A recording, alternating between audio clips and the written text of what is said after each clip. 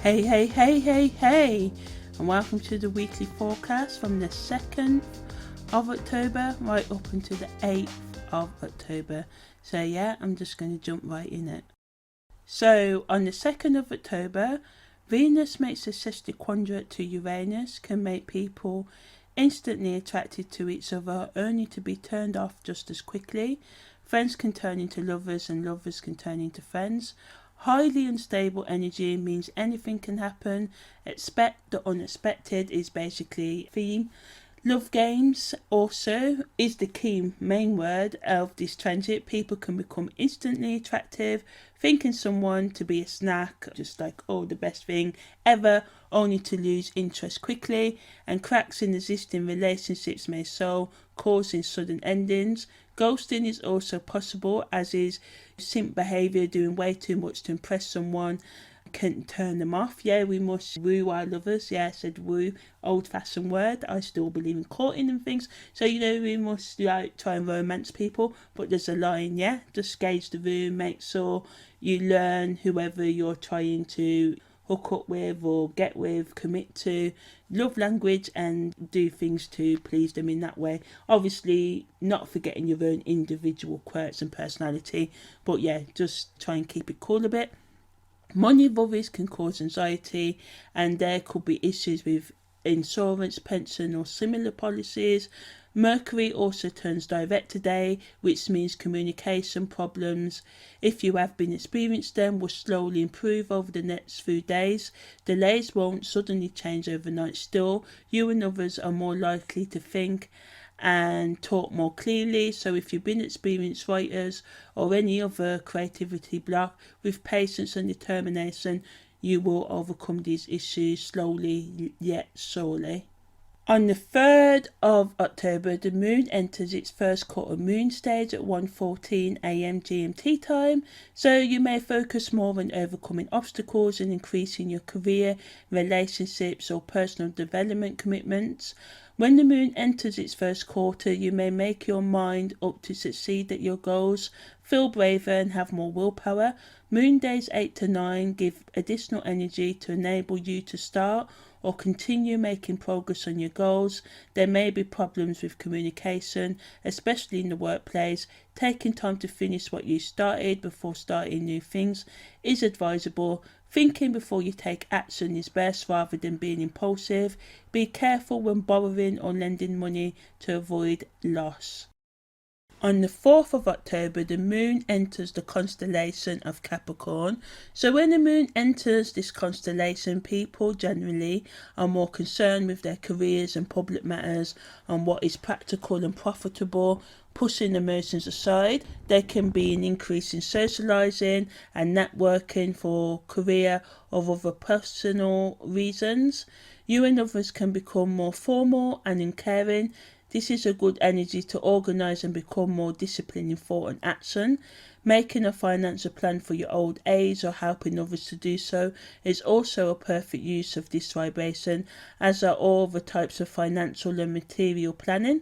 Negatively, the moon transiting in Capricorn can make people more withdrawn, pessimistic and depressed than usual, being fearful of trying new things or having fresh ideas. There can be arguments over money and possessions, and all relationships can suffer. This energy is best for concentrating on business, household and other practical matters. Focusing on your personal career goals is also a good use of the next few days. Although you may feel more emotional reserved than other times, it's best to speak to all you come into contact with tact and understanding. Do all you can to avoid excess, pick your battles wisely, and protect your reputation by being ethical and direct rather than being underhanded or cold and unfeeling, which can also put other people off. It's also an excellent time when the moon's in the constellation of Capricorn to help any children or anyone younger than you whose life you're involved in with career or educational progress. It's also good for gardeners to plant all forms of root crops because it supports rapid healing and recessive root growth. So doing anything to take care of the roots, get rid of any smelly roots and stuff like that can increase the final yield at this time. harvest. It's also perfect energy to fertilise and prune your garden, as it will recover quickly. On the 5th of October, the moon void of course starts at 23:46. So Mercury also makes a trine with Pluto at its strongest aspect today, so making it a exact trine. So it's perfect for research and getting to the bottom of things. Thinking can be clearer and judgments more spot on. And engaging in critical thinking can bring solutions to your problems. Trust your guts right now and your intuition, and believe in yourself. This energy gives you the energy to do that. Also taking care of legal, insurance, inheritance, and other necessary paperwork and business, and communicating more with others, an increase in business related meetings or any other creativity or meetings in general. Can have more of them right now. Using your words to persuade others, taking time to think or talk about the deeper meanings of life, like where do human beings come from, why do we have a conscious and subconscious mind, looking into occult, spirituality, technological, scientific, and other metaphysical, and also looking in how all these different seemingly disciplines interconnect. How does technology and the occult meet? What are the differences? What are their similarities between spirituality and science and things like that? Intuitive insights can lead you to make changes in your thought and behaviour patterns. The moon also provides extra energy that allows for positive thinking and action on moon days 10 to 11. If you do the correct planning and are prepared to do the hard work, whatever you put your mind and actions to today can succeed, especially research that involves science, technology and the occult. So on the 6th of October, the moon enters its Gibbous Moon phase at 10:37 a.m. So the Gibbous Moon symbolises taking stock of your progress, analysis in your thoughts and behaviours, and just thinking about what you can do to improve your routine and actions and behaviours to make more progress in your goals. Writing down things that are blocking your progress and just thinking about the things that are not allowing for you to be and live your most authentic life. Also perfect energy if you feel the calling and you've got the strength to start new things or keep on transforming the things you've already begin to change previously. Strategizing, organization, the refinement of your goals, incorporating all aspects of your objectives and looking at the broader picture, reading between the lines, making connections, seeking truth, meaning and advancement, and going beyond everyday and superficial meanings. Some of you may look deeper into history, spiritual, religious or other concepts. So yeah, as I said, the Gibbous Moon is an excellent time to take stock of your progress and just look for truth and just pay more attention to details. The moon also enters the constellation of Aquarius today, so people may become more detached emotionally than usual, but generally they can be more friendly and charitable. You may be more open to accepting new ideas and people and trying new activities. You may socialise more with friends or co-workers. Some of you may join and deepen your commitment to charitable organisations, stepping up to take a leadership role, networking and making new professional or authoritative connections that can help you. If you feel confident, now is the time to approach people in power for guidance. This is also an excellent time to research or buy technological or scientific appliances and spend time on group, music, education, entertainment or other social activities. Some of you may find yourself more open to the occult and other deeper meanings of life, as I said before, because the moon is also in the waxing gibbous phase when the moon is also in the constellation of Aquarius, which is not always the case. So this amplifies this energy to look deep. There can also be a stronger urge to express yourself more authentically and have more freedom. Negatively, people can use soft tactics to get what they want or to try to dominate others, which can cause resentment and arguments, or just to get a reaction, and they're bored so they just want to pick fights. So yeah, there can be more erratic and unpredictable behaviour than normal, which can just cause people to be unreliable and impractical. The best use of the moon transiting in Aquarius is to look after your close relationships. Do all you can to help yourself, your family, community, friends. Pay attention to original and innovative concepts and work with restrictions rather than rebel too much against them. When the moon is in the constellation of Aquarius, it's an excellent time to trim plants and store and plant bulbs and sow chives and onions and leeks and shallots and garlic and amaryllis and tulips and daffodils and lilies if there's the season still where you live. Getting rid of parasites, domesticating your garden, and if you want a slow growth for any reason, then it's good to do things like train them and bend them to slow the growth and stuff. It's also a great energy to domesticate your garden. Planting onions right now can bring in a big harvest. On the 6th of October, the Sun also makes a quincunx to the Moon's North Node, so this supports that some of you will experience conflict in your close relationships.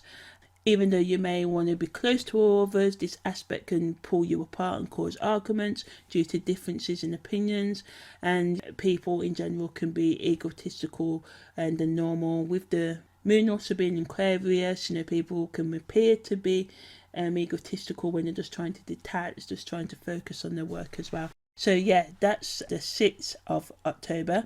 On the 7th of October, moon days 11 to 13 provides extra energy which can support you in overcoming your challenges. There is a greater risk of arguments in intimate relationships. Be vigilant with new information when conducting business or signing legally binding paperwork. Helping others can help you feel less burdened by your own problems and uplift those you support. Today and tomorrow days alike, giving extra radiance and hope for all living things, suitable for scientific, occult and technological research, plus innovative and adventurous thinking. On the personal level, the Sun opposes Chiron, which can bring unhealed emotional, spiritual and psychological blockages to the surface that can get in the way of practical action and clear thinking. People's words or actions can weaken your self-esteem. You may wish to run from any issues that come up right now, but the only way to overcome them is to face them. Remember that the emotions and behaviours that surface right now, plus the lengths you go to avoid dealing with your psychological and emotional issues, should be your primary concern, not the situations or people that evoke these feelings or thoughts in you. Although it is painful to pay attention to the feelings and problems that come up right now, it's best to make strategic plans to understand, heal and manage them in the long term. On the 8th of October, the moon void of course starts at 3:41 a.m. and then the moon enters Pisces at 6:54 a.m. and Pluto also goes direct. It's been retrograde at 10:56 p.m. tonight. So yeah, there's a lot to talk about. So let's start with the moon in Pisces, right? So yeah, the moon enters the constellation of Pisces today, so people can become more introverted when the moon is in Pisces for the next few days. You may be more preoccupied with your emotional and psychological life rather than what's going on in the external world, and this can cause problems in relationships or in your workplace because people can become more highly sensitive to what is or what they view as an attack on them. You can miss important details or forget to do the things you promised. This can cause tension.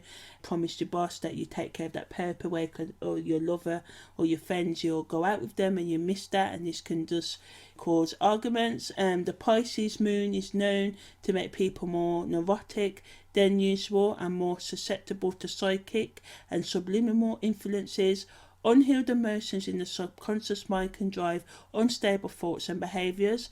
If you are affected, you may want to seek out support. If you're into psychic development, if you can stay grounded, this is a perfect energy to start or continue your mystical or higher consciousness development.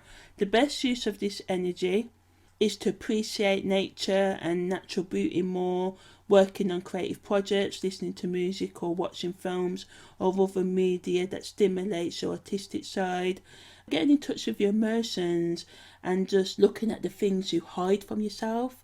which going back on yesterday, what I was saying, the emotions, the psychological wounds and traumas you find it hard or put off dealing with, any addictions that you know that you have, and self-destructive habits that you keep hidden from yourself and others, thinking about ways of maybe you can seek therapies or actively engage in self-help to help you overcome them.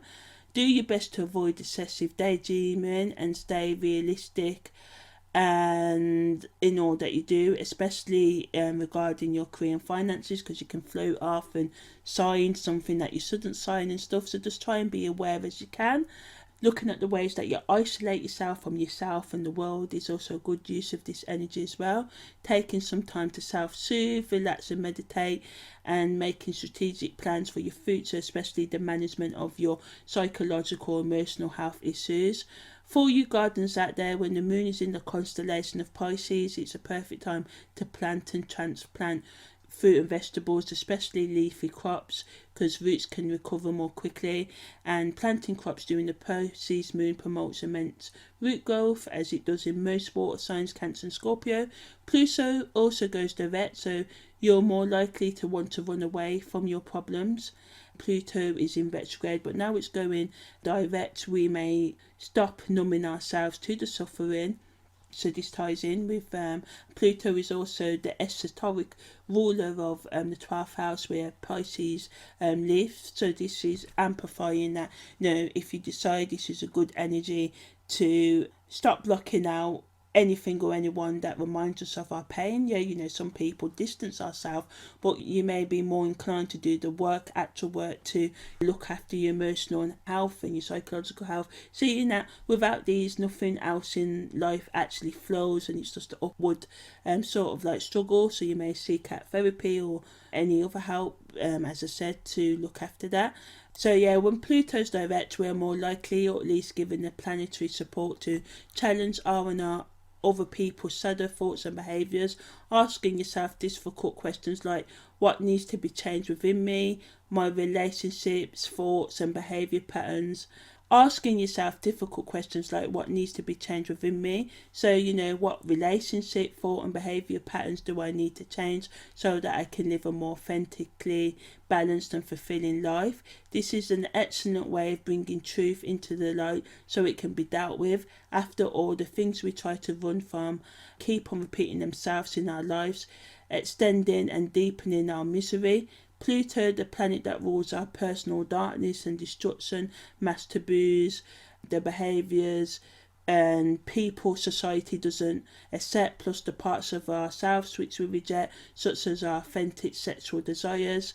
Now is the time to stop avoiding the changes you need to make and merely stop talking about the things you want to do and will do, and do it. Pluto direct is telling us to take the action needed to transform our life, because taking action is the only way that our life will change. Talking about it, thinking about it, good steps, but actually won't bring the changes, and know that changes don't come overnight. You'll fail a million and millions of times. The trick is to keep on going, keep on building, even when you feel like giving up, although it can be hard to do. You do this by committing to and making small daily steps to bring new behaviours and thoughts into your life, becoming more honest with yourself and others about your destructive tendencies, destroying the old to give birth to the new, accepting the things you cannot change, which is typically anything or anyone outside yourself, because you can only control yourself, and taking personal responsibility for your life choices. Also on the 8th of October, Mars also makes a square to Neptune. Energy levels can go up and down, making you feel more fatigued, drained, hyper, mischievous or aggressive. Mars's influence can make people more pussy, egotistical and at worst tyrannical, as they try to force others to do what they want. Others will want to take shortcuts, deceiving or manipulating to get what they want. Some of you may try and escape your emotions by getting distracted by porn, hookups, food, alcohol, drugs. Lacking assertiveness can make others take advantage of you. Being overcome by doubt, being weak-minded can drain your energies, and I know, as I said, it's not easy, it's said than done to get out of doubt, but you must try to just keep on trying to break those negative thought patterns. Mercury also makes a Sesquiquadrate to the Moon's North Node. Although this is subtle energy supports that manipulation and intentional deception can be more prominent today, still this energy gives the chance to strengthen existing relationships or to make new mentally, emotional or spiritually stimulating relationships. So yeah, that's the weekly forecast from the 2nd to the 8th of October. Thanks for listening and take care.